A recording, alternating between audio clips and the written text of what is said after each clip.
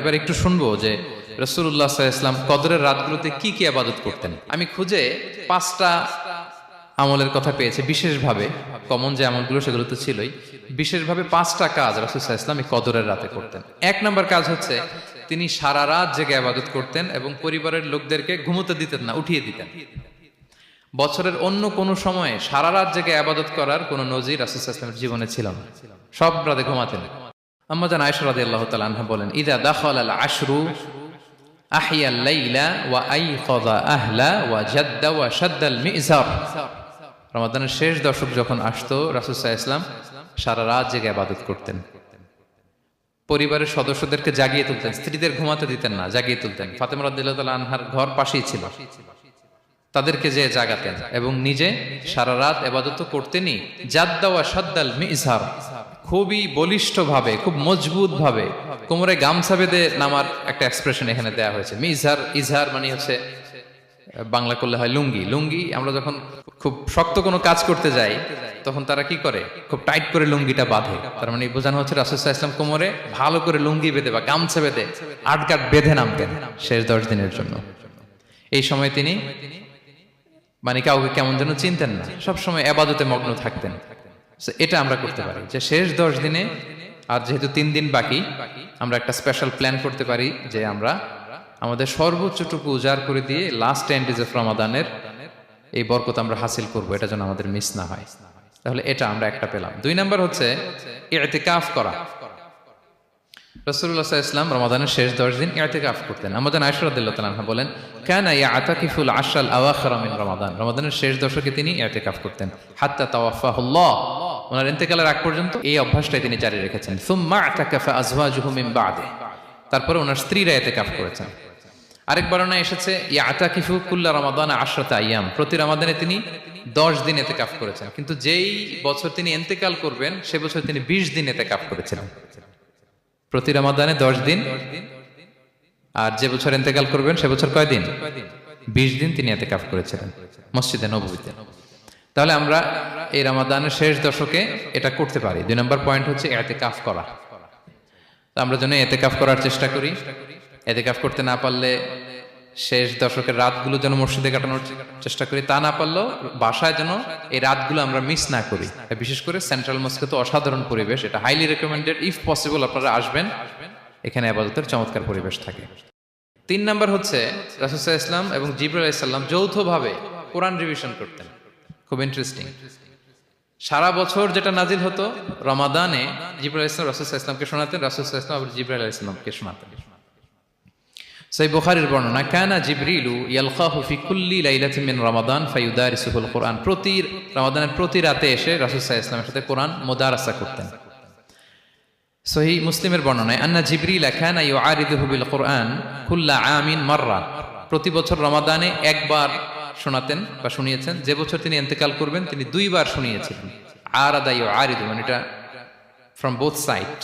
আরবি শব্দটা এমন যে জিবরাইল আলাইহিস সালাম শোনাতেন, এরপর রাসূল সাল্লাল্লাহু আলাইহি ওয়াসাল্লাম জিবরাইল আলাইহিস সালামকে শোনাতেন। কোরআন রিভিশন করা। তো এই শেষ দশকের রাতগুলোতে আমরা যেন বেশি বেশি কোরআন পড়ি।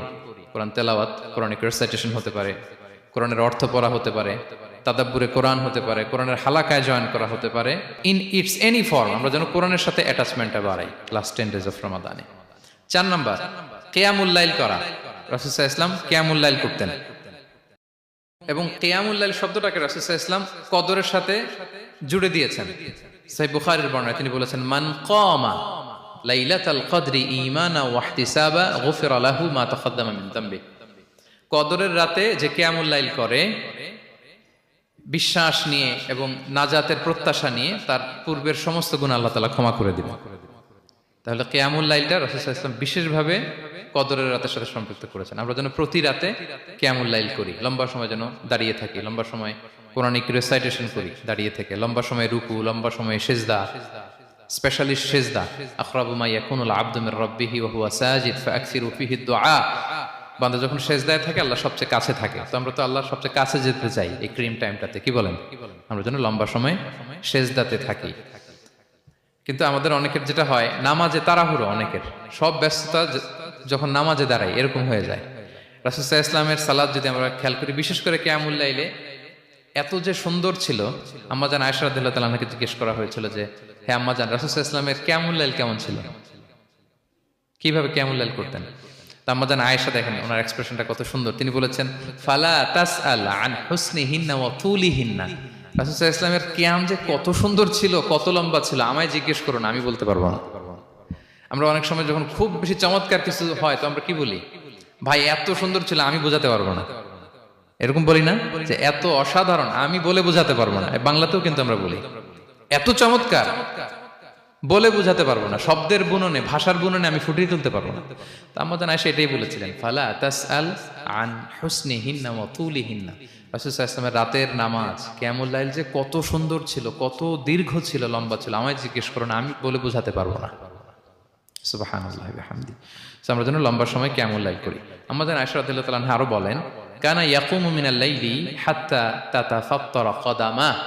এত দীর্ঘ সময় দাঁড়িয়ে থাকতেন, থাকতে থাকতে ওনার পা ফুলে যেত, পা দুটো ফুলে যেত। আপনিও দীর্ঘ সময় দাঁড়িয়ে দেখেন যে পায়ে ঝিম ধরে যাবে, পা ফুলে যাবে, এটা করতেন রাসূল সাল্লাল্লাহু আলাইহি ওয়াসাল্লাম। তো আম্মা জান আয়েশা বলেন, ইয়া রাসূলুল্লাহ লিমা তাসনাউ হাযা ওয়া ক্বাদ গুফিরা লাকা মা তাকাদ্দামা মিন যামবিকা ওয়া মা তাআখার। আপনি এত কষ্ট কেন সহ্য করেন নিজের দেহের উপরে?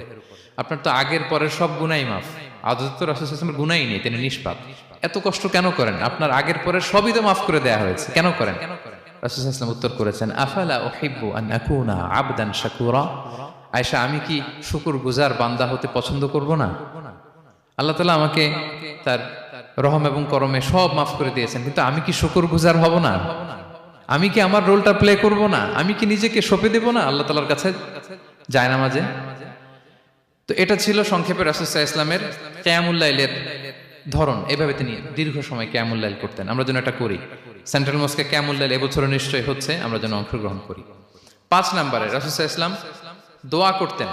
এই কদরের রাতগুলোতে খুব বেশি বেশি দোয়া করতেন। দোয়া নিয়ে আমরা একটা জুমার খুতবা দিয়েছিলাম, সেখানে আমরা বলেছিলাম যে দোয়া হতে হবে খুব আন্তরিক দোয়া, রোবোটিক দোয়া যেন না হয়।